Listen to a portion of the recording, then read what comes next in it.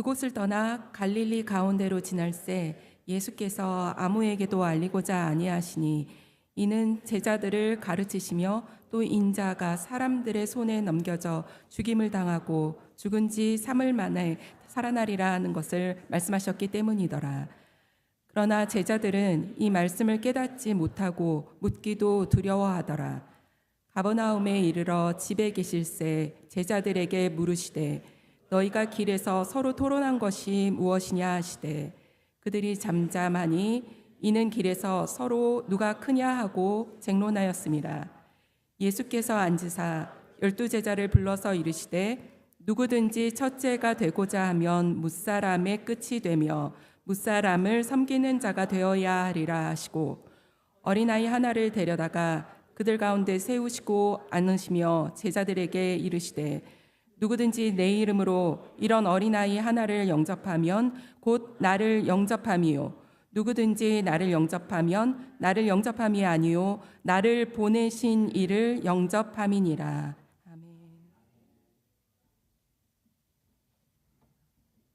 아멘.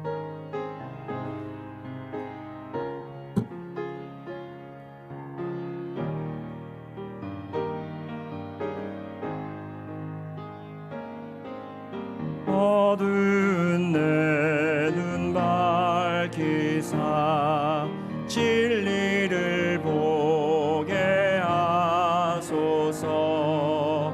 진리의 열쇠 내게 주사 참 빛을 찾게 하소서. 깊으신 뜻을 알고자 엎드려 기다리오니 내 눈을 뜨게 하소서. 성령이여 막혀진 내 귀 여시사 주님의 귀한 음성을 이 귀로 밝히 들을 때에 내 기쁨 한량 없겠네. 깊으신 뜻을 알고자 엎드려 기다리오니 내 귀를 열어주소서. 성령이여. 아멘. 오늘도 이곳에 함께 계시는 성령님께서 여러분의 귀를 여시고 여러분의 눈을 열으셔서 하나님의 말씀을 온전히 보고 깨닫는 그런 시간을 허락하실 줄 믿습니다. 제 성경에 보면 성경 말씀에 이렇게 그 구절마다 그 맥락마다 제목들이 이렇게 붙어 있습니다. 여러분 성경도 혹시 그러신가요? 오늘 읽은 본문 말씀에 어떠한 기록이 되어 있는가요? 죽음과 부활을 두 번째로 말씀하시다 하고 그 다음에는 누가 크냐 하고 33절부터 그렇게 나오죠. 죽음과 부활을 두 번째로 말씀하셨다라고 이렇게 그 맥락에 그 본문의 제목을 붙여놨다면 죽음과 부활에 대해서 또 그 전에도 말씀을 하셨다라는 얘기가 되는 거겠죠. 혹시 언제 말씀하셨는지 기억하시나요? 그렇죠. 베드로가 고백을 하고 제자들을 모아서 예수님이 사람들이 나를 누구라고 하더냐라고 물으셨고 그리고 사람들은 그렇게 이야기하는데 엘리야라고도 이야기하고 죽었던 침례 요한이라고도 얘기하고 선지자라고도 이야기를 했는데 너희들은 누구냐라고 이야기했을 때 예수님께서 그때 이제 베드로가 주는 그리스도시다라고 그렇게 고백한 바로 이후에 예수님께서 죽으실 것과 부활에 대해서 말씀을 하셨습니다. 그 말씀을 하셨을 때 여러분 어떤 일이 일어났는지 기억하시죠? 예수님께서 그 말씀을 하시자마자 베드로가 어떻게 했습니까? 예수님을 끌어내서 혼냈습니다. 예수님을. 왜 그런 일을 했죠? 감히 제자 주제에 그죠? 제자 주제에 예수님이, 그러니까 지금 제가 말씀을 전하고 있는데 성도 한 분이 제가 말씀 전하고 있는 도중에 누군가 저를 막 끌고 내려가서 밖에서 혼내고 들어오는 거예요. 그런 상황을 생각해 보시면 됩니다.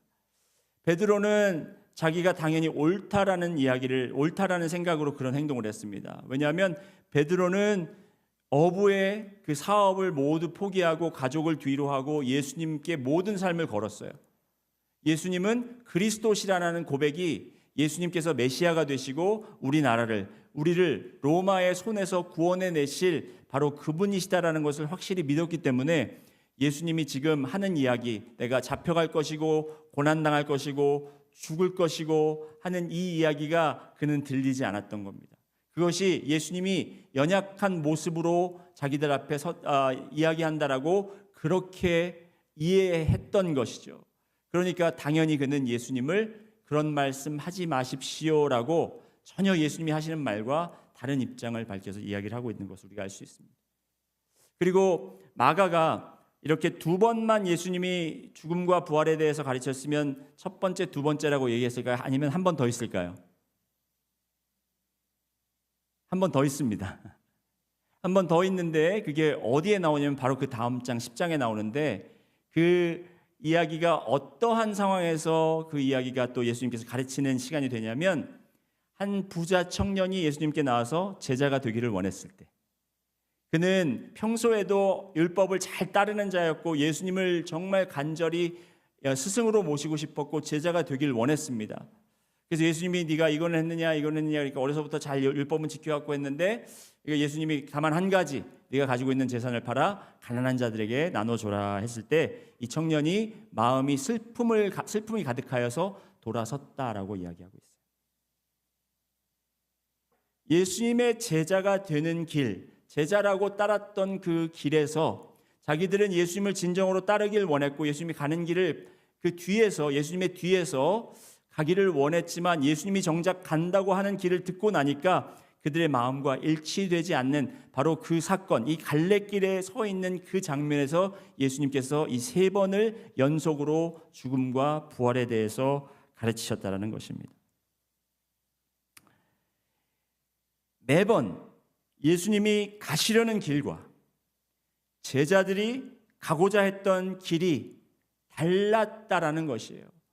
죽음과 부활의 사건 앞에서는요, 예수님은 죽음의 길, 낮아지는 길, 십자가의 길을 말씀하시는데 제자들의 마음은 늘 다른 곳을 향하고 있었어요. 오늘 우리는 그 두 번째 장면 속으로 들어가서 예수님이 가시는 길과 우리가 가고자 하는 길이 얼마나 다른지를 한번 확인해 보도록 하려고 합니다. 오늘 제가 이 말씀을 들어가기 전에 여러분들께 질문을 하나 던지고, 여러분들이 이 질문을 가지고 계속 이 설교 내용을 듣는 과정에서 이 질문을 가지고 계속 여러분 자신들에게 이 질문을 던져보시기 바랍니다. 나는 왜 예수님을 따르고 있는가? 여러분은 왜 그리스도인이라고 하고, 여러분은 왜 주님을 믿고 있고, 여러분은 왜 능력 침례교에 나와 있고, 여러분은 왜 이 주일 예배 시간에 이 주일 예배 자리를 지키고 계십니까? 무슨 목적으로? 무엇을 원해서? 자, 그 질문을 여러분 아직 답은 여러분 하지 마시고 한번 오늘 말씀을 보면서 여러분들이 그 답을 찾아보시기 부탁드리겠습니다. 오늘 30절 말씀을 보면 그곳을 떠나 갈릴리 가운데로 지나갈새라는 그 이야기가 배경이 나옵니다. 여기서 그곳을 떠나 갈릴리 가운데로 지나갔다고 했는데 그곳은 어느 곳을 가리키고 있습니까? 바로 오늘 읽은 본문 말씀 바로 전에 이제 변화산에서 베드로와 야곱과 요한이 예수님이 변형한 것을 목격하였고, 그들이 그 변화산에서 내려왔을 때 그 변화산 아래 귀신 들린 아이를 만났고 그를 고쳤던 그 자리를 이야기하는 것이에요. 바로 그곳에서 예수님은 거기를 떠나서 제자들을 데리고 갈릴리를 지나 가버나움이라는 곳으로 향하고 계십니다. 그런데 30절 후반에 특이한 말씀이 있습니다. 그렇게 가실새 아무에게도 알리고자 아니하셨다. 아무에게도. 왜 예수님은 아무에게도 알리지 않으셨겠습니까? 31절 말씀에 보면 이는 제자들을 가르치시며, 여러분 성경 말씀에는 우리가 질문이 생기고 그 질문에 대한 답도 나와 있어요. 왜 일부러 그렇게 제자들에게만 알리지 않으시고 하셨을까 했을 때 제자들에게만 특별히 가르침을 주시기 원했다라는 거예요.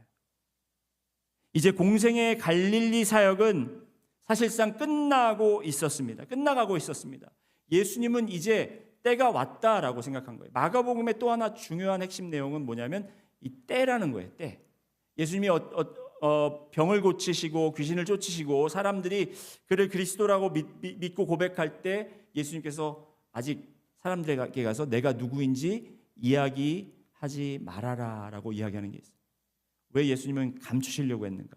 감추시려고 했던 게 아니라 아직 때가 되지 않았기 때문에. 때라는 것도 굉장히 중요합니다. 이제 공생의 사역, 갈릴리 사역, 예수님은 무리를 향해서 사역하시는 것을 이제 조금 멈추시고 이제 가버나움으로 향하면서 이 길은 곧 예루살렘 십자가로 향하는 길이었고 이 시간은 무리가 아닌 오직 12 제자를 위한 시간이었습니다. 그들에게 다시 한번 그가 삶을 통해서 가르침을 통해서 행함을 통해서 보여주신 모든 것들을 정리하여 그들에게 알려주고 그들이 예수님을 버리고 떠날 것을 이미 아셨지만 그들이 돌아왔을 때 그 제자들을 통해서 예수님의 복음의 사역이 계속 이루어지기를 원하셨기 때문에 제자들을 위한 특별한 시간으로 지정해 놓은 것입니다. 예수님은 그들에게 가장 중요한 한 가지 복음의 본질이 되고 복음의 핵심적인 내용이 되는 곧 자신의 죽음과 부활을 가르치기 위해 조용한 길을 택하셨다. 여러분은 예수님의 죽으심과 부활을 믿으십니까? 여러분은 예수님의 죽음과 부활의 길을 따르고 계십니까? 아멘 소리가 훨씬 줄지요. 예수님이 돌아가신 거는 너무 감사해요. 저 대신 죽었다니까 얼마나 감사합니까? 근데 그 길을 따르라고 하면 예수님이 이미 죽으셨는데 왜 그 길을 따라야 되냐? 이런 질문이 나오는 거죠. 여러분 32절 말씀 보시겠습니다. 그러나 제자들은 이 말씀을 깨닫지 못하고 묻기도 두려워하더라. 예수님이 지금 한 말씀 31절에 하신 말씀이 알아듣기 어려운 말씀이었을까요? 저처럼 40분에 45분의 메시지를 이렇게 전하기 때문에 중간에 뭘 좀 잘못 이해하고 그랬을까요? 굉장히 직설적이시고 뭐 단어 사용이나 아니면 뭐 오해 살 만한 내용을 담은 것은 아니에요. 그런데 왜 이해를 하지 못했을까요? 그리고 왜 묻기도 두려워했을까요? 제자들은 예수님이 너무나 중요한 것을 가르치고 계시는데 깨닫지 못하는 거예요. 여러분, 이 마가복음의 전체 내용에 거의 핵심적이고 중심적인 내용이 뭐라고 말씀드렸죠? 그 마가복음 8장에 나오는 벳세다의 맹인, 그가 첫 번째 안수를 받았을 때 눈이 뜨이고 그가 보기는 보았지만 흐리게 보았어요. 그래서 사람들이 지나가는데 나무들이 걷는 것 같다고 그렇게 고백을 했어요. 예수님이 두 번째 안수하셨더니 그 다음에 보인 거예요. 이 내용이 이 마가복음의 전체 내용을 감싸고 있습니다.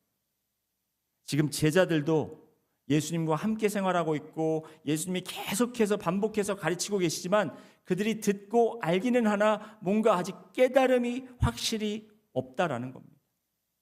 우리가 이 마가복음을 공부하면서 제가 여러분들께 도전하고 여러분들도 정말 여러분의 마음을 한번 정직하게 들여다보시면서 나는 그러면 과연 깨닫고 있는가? 예수님의 말씀이 어려워서 깨닫지 못하는 게 아니에요. 나의 마음이 있는 곳과 예수님의 마음이 있는 것, 나의 뜻이 있는 곳과 예수님의 뜻이 있는 곳이 다르기 때문에 예수님의 말을 이해하지 못하는 겁니다. 두 번째 듣는 말씀인데도 깨닫지 못하고 알아듣지를 못해요. 여러분, 한 재밌는 얘기가 있습니다. 어떤 이제 남편이 직장을 마치고 퇴근해서 집에 왔는데 집에 아무도 없는 거예요. 애들 이름을 불러봐도 없고 아내 이름을 불러봐도 없는 거예요. 그런데 냉장고에 노트가 하나 붙여 있습니다. 뭐라고 어떤 내용이 있냐면 It's not working. I'm leaving to be with my mom. 그래서 그 노트를 딱 본 순간 이 남편이 한숨을 푹 쉬면서 냉장고 문을 열고 살피더니 그 안에 있는 맥주를 딱 들고 따서 마시면서 하는 말이, 냉장고 문을 여니까 안에 불도 들어오고 맥주도 시원한데 It's working fine. 그랬다는 거예요. 아내가 It's not working 하는 것은 냉장고가 working 안 한다는 게 아니라 당신과 나, 우리의 관계가 지금 working하지 않는다라는 내용을 적은 건데, 이 남편은 냉장고가 지금 불도 들어오고 안에 시원한데, 내용물이 시원한데 뭐가 안 된다라는 건가 한심하다라는 생각을 가진 거예요. 알아들을 수 있는 말을 한 것인데 생각이 다르고 보는 관점이 다르니까 전혀 다른 생각을 한 겁니다. 사실 여러분 더 웃을 줄 알았는데 이게 EM 예배 때는 통했는데 여러분, 예수님은 지금 죽으신다고 하고 부활하신다고 했는데 제자들은 이해를 못했다고 했어요. 베드로가 처음에 생각했던 것, 당신은 그리스도다, 올바른 고백이 있었지만 그리스도가 무엇을 해야 되는지, 그리스도가 어떤 사람이 되어야 되는지, 나에게 필요한 그리스도가 무엇인지와 일치되지 않기 때문에 그가 받아들이지 못했던, 그 고백을 받아들이지 못했던 것처럼 아직도 제자들은 예수님이 하시는 말씀을 받아들이지 못했고 이해하지 못했어요. 그런데 더 놀라운 건 뭐냐면 33절에 가버나움 집에 이르렀을 때에 이제 예수님이 그들에게 물으십니다. 같이 한번 읽어보시겠습니다. 시작. 가버나움에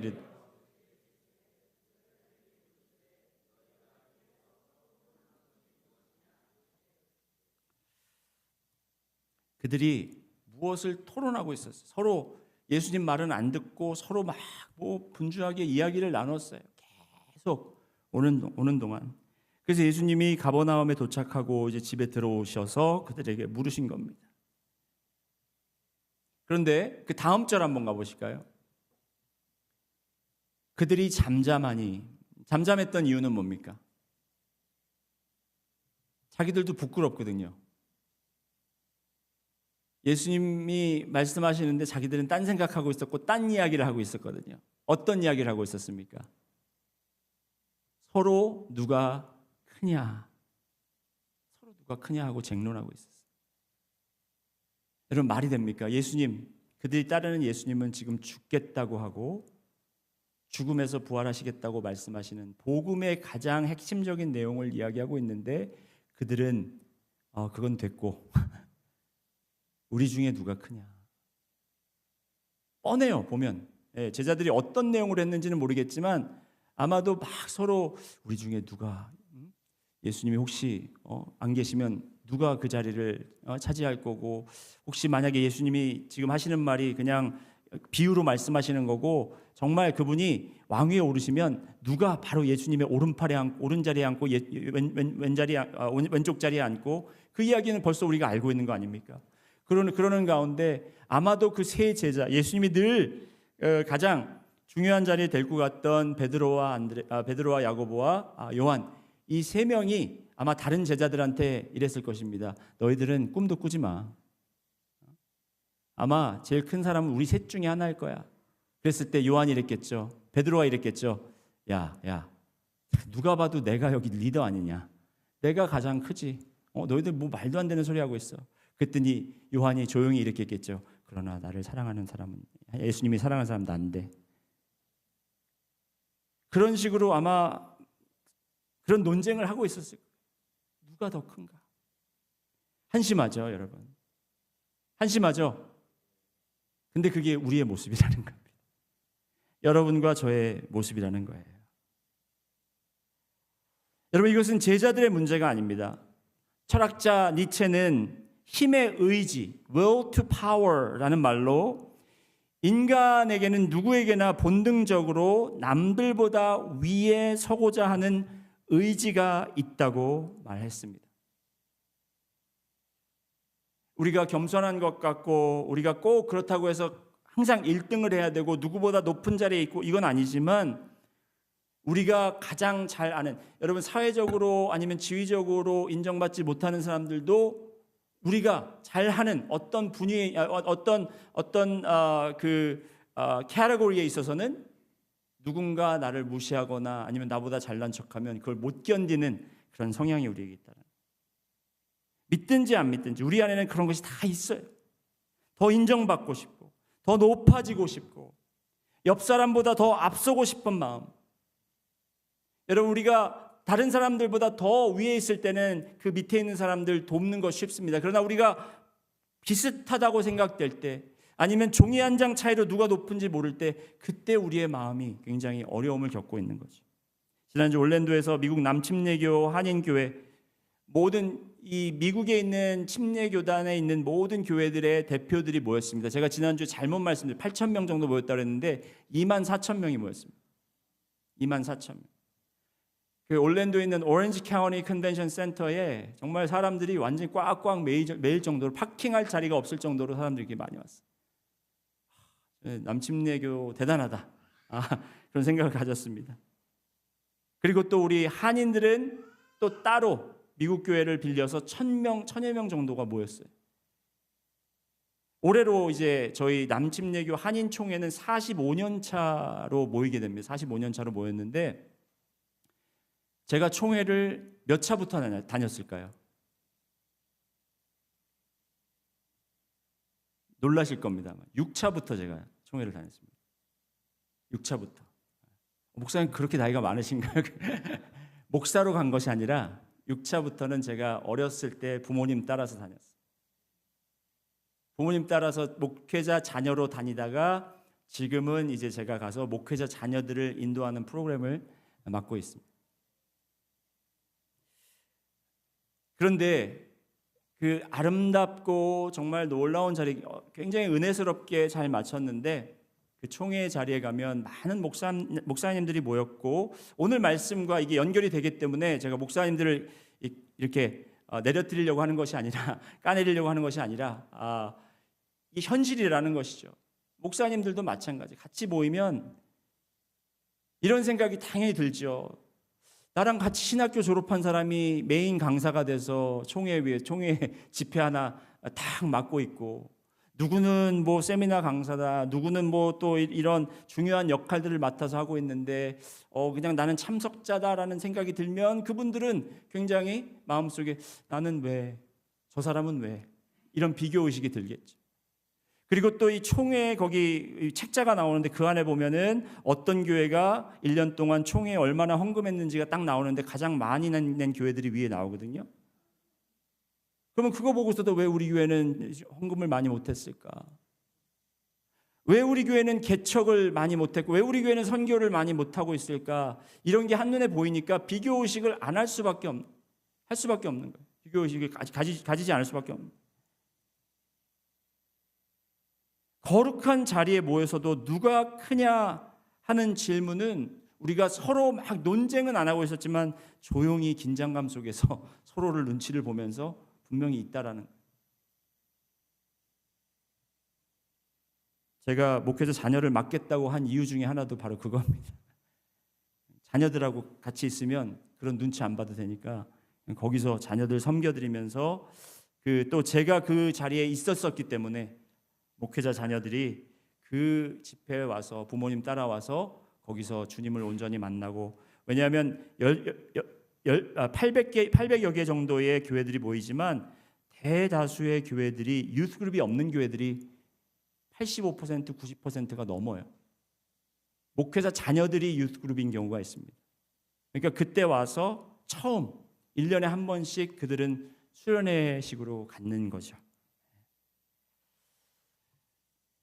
여러분, 제자들은 자기들의 본질을 잃었습니다.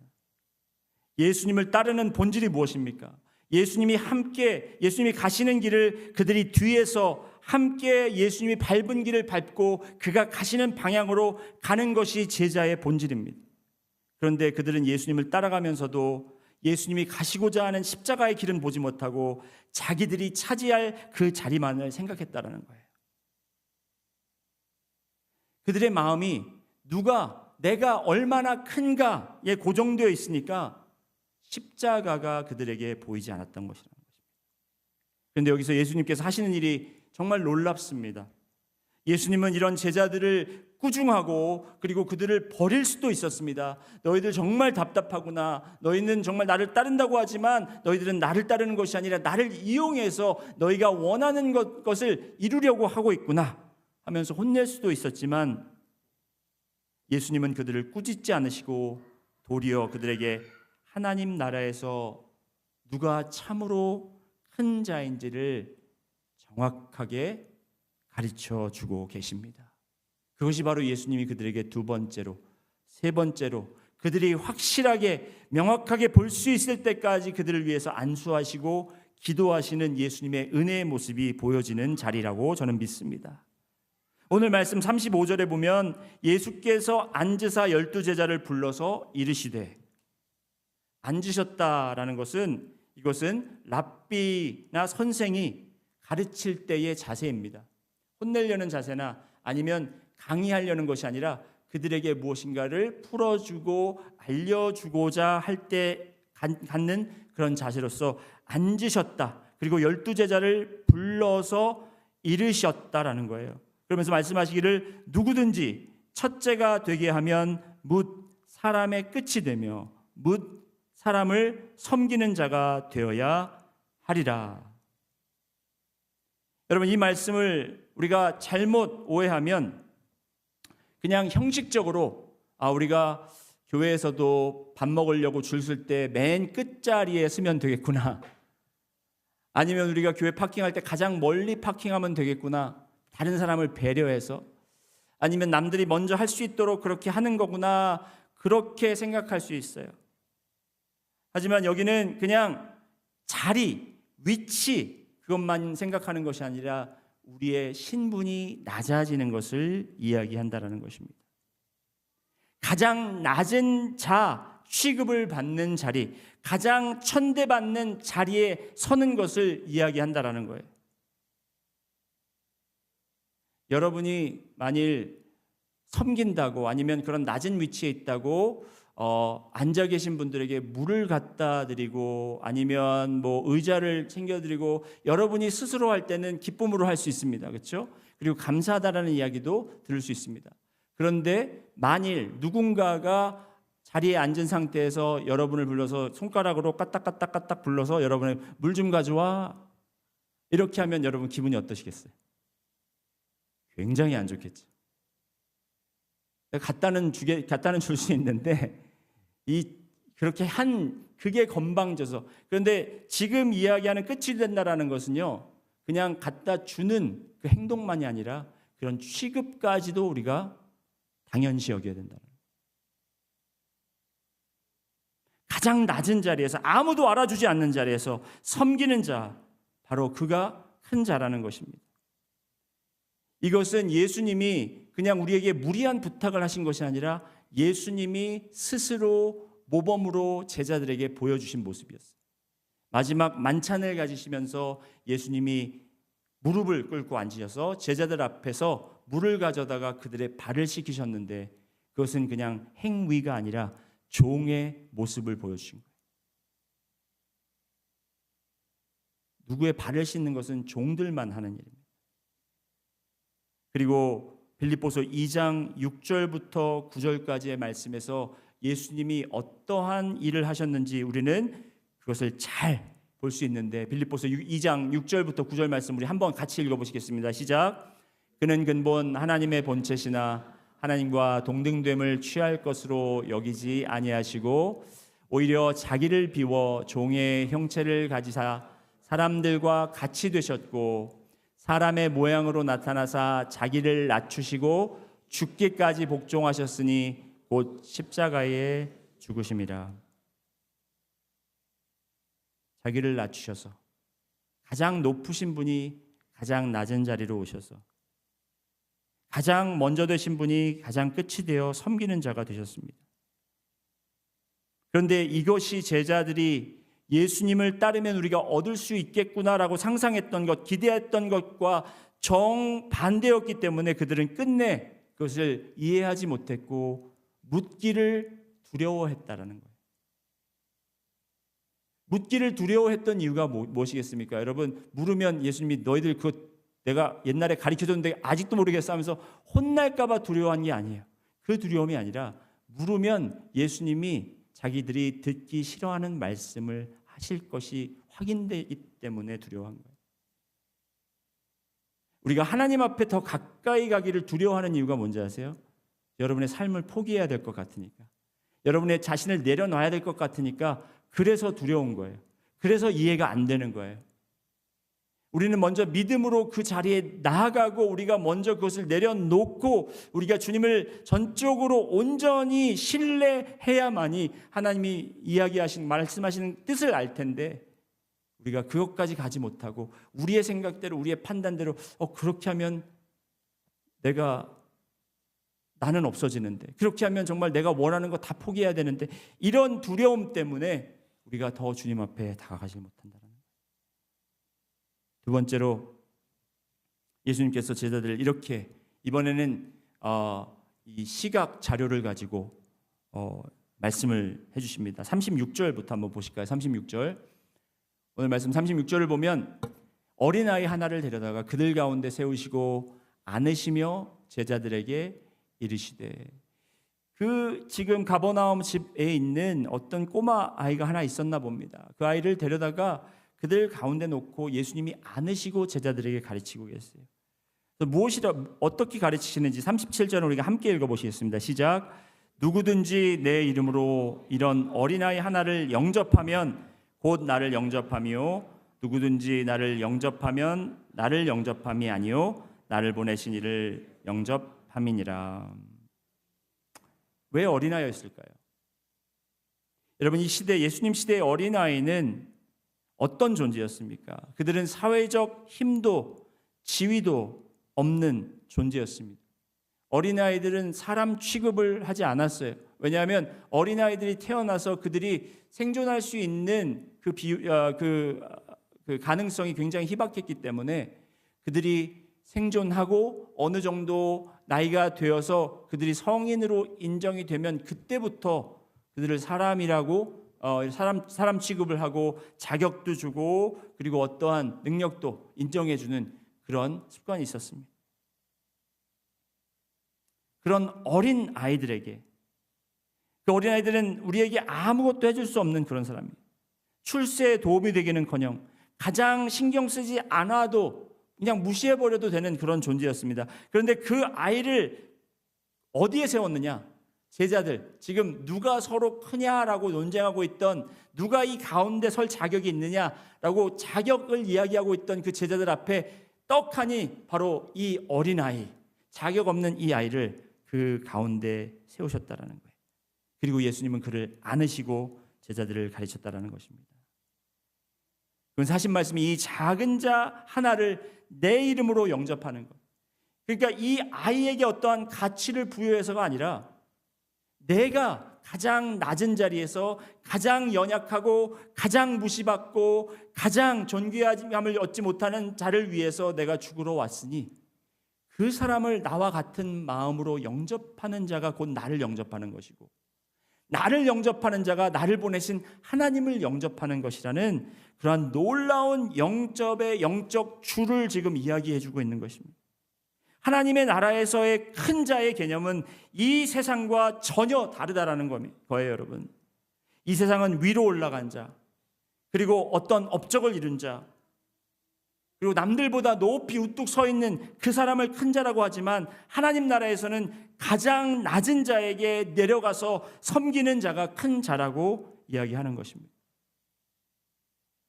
여러분, 이것이 꼭 그렇다고 해서 여러분들 보고 이런 직분이나 직위나 명예나 이런 것을 다 포기하라는 것이 아니에요. 이 말씀은 어떤 걸 가리키냐면, 제가 이 말씀을 준비하면서 마태복음 25장의 말씀이 생각이 났어요. 마태복음 25장에서 여러분 가장 능력 있는 세 명의 종 중에 가장 능력 있는 종은 누구였을까요?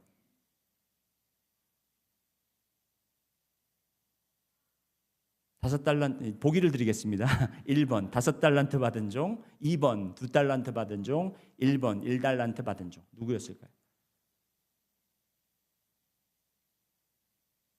제가 힌트 드리겠습니다. 몰터플 초이스입니다. 1번과 2번. 달란트는 5달란트 받은 사람이 훨씬 더 많고, 그는 5개를 더 추가하고 나중에 1달란트 것을 또 뺏어서 11개가 됩니다. 그렇죠? 수학적으로 보면 그가 가장 양이 많아요. 가장 많이 인정받은 것 같아요. 하지만 영적으로 보면 예수님께서 그 주인이 칭찬하고 주인이 그들에게 준 상은 똑같다라는 거예요. 똑같다라는 거예요. 곧 이 어린 아이를 영접하라는 것은요, 우리가 나에게 가진 것을 높이고 내가 가진 것을 가지고 우리가 사람들에게 비추어 주는 것이 아니고, 내가 어떤 사람과 어울리고 내가 어떤 사람들과 이게 인정받는 것이 중요한 것이 아니라, 하나님이 나의 주인이시고 그 작은 것, 나에게 맡긴 작은 사람 혹은 작은 것 하나에게도 내가 충실하면 하나님께서 하나님의 잔치에 초대받고 기뻐할 수 있는 특권을 우리에게 주신다는 것을 우리가 분명히 믿어야 한다는 거예요. 여러분, 우리는 남들이 가진 것을 갖지 못한 것, 가질 수 있는데 내가 조금만 더하면 만질 수 있고 내가 성취할 수 있을 것 같다라는 그 마음 때문에 우리가 너무나 우리의 힘과 에너지를 많이 뺏긴다라는 거예요. 그러면서 우리의 환경을 자꾸 바꾸려고 해요. 내가 더 좋은 데 가고 나를 더 인정해 주고 내가 가면 인정받을 곳에 가면 내가 조금 더 나은 사람이 돼서 더 많은 사람들에게 베풀 수 있을 것 같다고 생각하지만, 하나님의 원리는 그것이 아니라 너에게 지금 맡겨진 그것을 너희가 얼마나 믿음으로 충실히 잘하고 있는,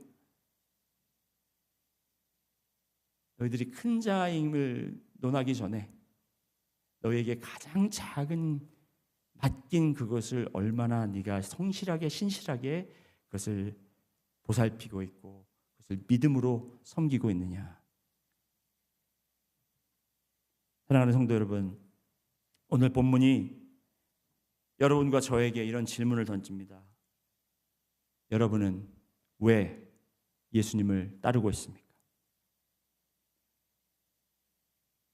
예수님은 좋으신 분이, 선하신 분, 그 구원자라고 하셨잖아요. 그러면 당연히 나에게 좋은 것으로 베푸시고 내가 믿음으로, 내가 종교적으로 내가 하나님이 원하시는 것을 다 하면 나에게 축복을 주셔서 자녀가 잘 되게 하고 사업이 잘 되게 하고 건강해서 내가 여기서 풍성하고 남들이 부럽게 그렇게 사는 것이 주님이 원하시는 것이 아니겠습니까? 라고 생각하신다면 여러분, 하나님의 말씀이 이해되지도 않고 묻기도 두려우실 거예요.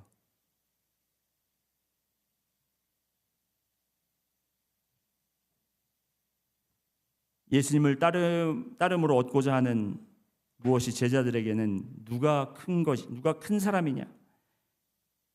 우리에게는 다를 수 있습니다. 그래서 32절에 제자들은 예수님의 죽음과 부활의 가르침을 듣고 또 들어도, 그리고 세 번째로 들어도 그들이 깨닫지 못했고 묻기도 두려워하는 것을 볼 수 있어요. 여러분, 아까도 말씀드렸지만 그들이 깨닫지 못해서 묻지 못한 것이 아니에요. 깨달으려고 하지 않은 것이고, 깨달을 때 그들에게 찾아오는 그런 포기해야 될 것, 자신들이 버려야 될 것을 때문에 두려워했다라는 것입니다. 그 가르침이 자기들이 추구하던 것과 너무나 달랐기 때문에 같은 말씀을 반복해서 들었지만 자기가 원하는 일과 다른 길에 있었기 때문에 마음속에서 그것을 받아들이려고 하지 않았던 것입니다. 오늘 주님께서는 여러분 앞에 두 갈래 길을 놓으셨습니다. 여러분들은 사람들이 인정하는, 사람들에게 인정받는 그런 큰 자가 되기를 원하십니까? 아니면 하나님께서 인정하시는 큰 자가 되시기를 원하십니까? 둘 다요. 그러시면 안 돼요. 여러분, 사람이 인정하는 큰 자의 길은 우리가 위로 올라가고 우리가 정말 남들을 이겨서 남들보다 더 나은 그런 자리로 나가는 것이지만 하나님이 인정하시는 그 큰 자의 길은 아래로 끝으로 내려가서 우리가 가장 낮은 곳에서 섬기는 일이에요. 예수님께서 바로 그 길을 택하셨다는 겁니다. 중요한 사실은 예수님께서 그렇게 하셨을 때 예수님이 그 가장 낮고 천한 자리에 남겨 놓여지신 것이 아니라 하나님께서 그를 들어 영화로운 자리에 올려놓으셨다.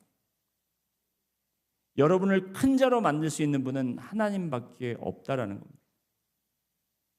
그렇기 때문에 우리는 오늘도 우리의 의지와 우리의 뜻과 우리의 생각들과 그것을 주님 앞에, 선한 주님 앞에 다 맡겨놓고, 주님, 제가 주님의 길을 따르겠습니다, 저를 사용하여 주시옵소서 라고 나가는 것이 바로 이 예수님을 따라가는 두 번째 길을 택해서 가는 가장 높으신 분이 가장 낮은 자리로 내려오셔서 끝이 되어 섬기는 자가 되시고 십자가에서 우리를 위해 자기 목숨을 주신 바로 그 길로 우리도 함께 따라가는 자리가 될 것입니다. 오늘도 주님이 원하시는 방향이 어디인지를 확인하고 알기를 원하시는 분들은 먼저 여러분들이 추구하시는 그것을 잠시 내려놓고, 주님, 제가 정말 원하는 것은 이거지만 주님께서 원하시는 것이 무엇인지 알고 제가 그것을 온전히 따르기를 원합니다. 오늘도 꾸짖지 않으시고 나와 함께 앉으셔서 나를 가까이 부르시고 작은 자 하나를 우리 가운데 세우시며 말씀하셨던 것처럼 내가 바로 그 작은 자였는데 그 작은 나를 부르시고 가운데 앉히시고 저를 안으시며 다른 제자들에게 가르쳤던 것처럼 주님, 오늘도 저희를 그렇게 가르쳐 주실 줄 믿습니다 하며 고백하며 나가는 여러분과 제가 되기를 주님으로 소원합니다. 다 같이 기도하시겠습니다. 주님, 감사합니다. 오늘도 저희가 주 앞에 나가기를 원합니다. 주님의 뜻을 따른다라는 것이 우리가 정말 일시적으로 어떠한 한 몇 부분에서만 할 수 있는 것이 아니라 우리 삶 전체를, 우리의 뜻 전체를 주님께 맡기는 것이라는 것을 저희가 이 시간 깨닫습니다. 주님의 말씀이 저희가 대충 어느 말씀을 하시는지는 알아들어도 우리 삶에서 정확하게 구체적으로 어떻게 변해야 되는지 우리가 알게 하시고, 주님, 이 부족한 제가 전한 말씀보다는 성령님께서 오늘 사랑하는 성도님들의 마음속에 깊게 주님의 음성으로 찾아가셔서 그들의 마음을 어루만져 주시고, 아버지, 주님께서 그들의 것을 빼앗으려고 아니면 포기하게 하려고 하시는 것이 아니라 더 나은 삶, 더 풍성한 삶을 그들에게 허락하시려고 한다라는 그 놀라운 주님의 비밀을 그들이 알게 하여 주시옵소서. 그리고 순종하고 따르게 하여 주시옵소서. 감사드리며 예수 그리스도 이름으로 기도드렸습니다. 아멘. 우리 오늘 들은 말씀을 우리가 생각하면서, 그리고 또 우리가 드린 예물을 주님께 드리는, 온전한 마음으로 드리는 마음으로 결단 찬양 함께 우리가 부르시겠습니다.